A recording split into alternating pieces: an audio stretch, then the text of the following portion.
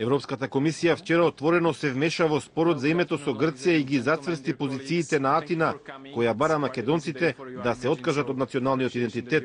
Само 2 месеци откако американскиот амбасадор Волерс во Вашингтон рече дека спорот за името има идентитетска компонента, вчера комисијата со изоставање на придавката македонски отворено изврши притисок, уценувајќи ја Македонија да се откаже од својот идентитет во замена за пристапни преговори. Во обид да избегне емоции на релација Скопје-Атина, Брисел без никакви скруполи со бришење на зборот македонски жестоко ги навреди чувствата на македонците. Двојните стандарди на Европската комисија, која обидувајќи се да ја удоволи на Грција измислува нови принципи, најдобро може да се видат во споредба на извештаите на земите како Црна Гора или Бугарија. Иако според истражувањата сите земји во регионот се наоѓаат подолу на ранг листите на корупција, само за Македонија корупцијата е непремослив проблем.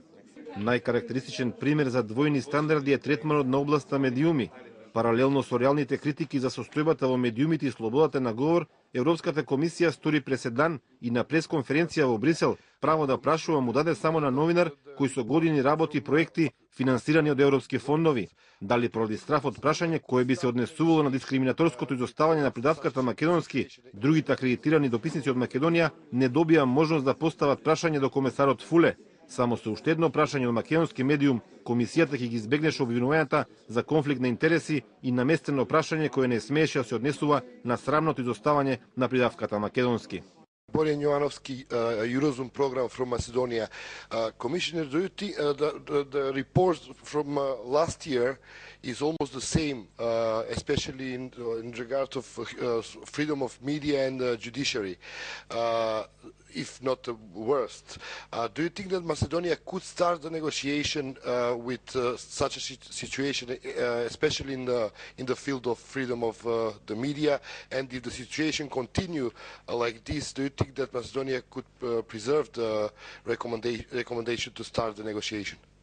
And at that time, and it is no secret, I sent a message to the authorities that with the current pace of reform, or actually the lack of the reform, and with only half-hearted approach to implementation, they should not take it for granted that the next year our recommendation would stay as this year, even if the name issue is being solved. Негативните чекори кои Брисел ги прави кон Македонија според дел од дипломатите и опозицијата се прават за да се прати политички сигнал до власта која не попушта во спорот за името, што доколку е точно е крајно неевропски. Доколку се работи за одбивност кон одредена влада, Европската комисија можеше да даде негативни оценки за реформите или едноставно да ја одземе препораката за преговори. Вака со давање позитивна оценка за многу од областите кои ги следи и бришењето на придавката македонски, комисијата ги навреди сите во земјава и предизвика непотребен гнев кон институцијата за која македонските граѓани и покрај се имаат огромна поддршка. Дали така ќе остане во иднина, пред се зависи од Брисел.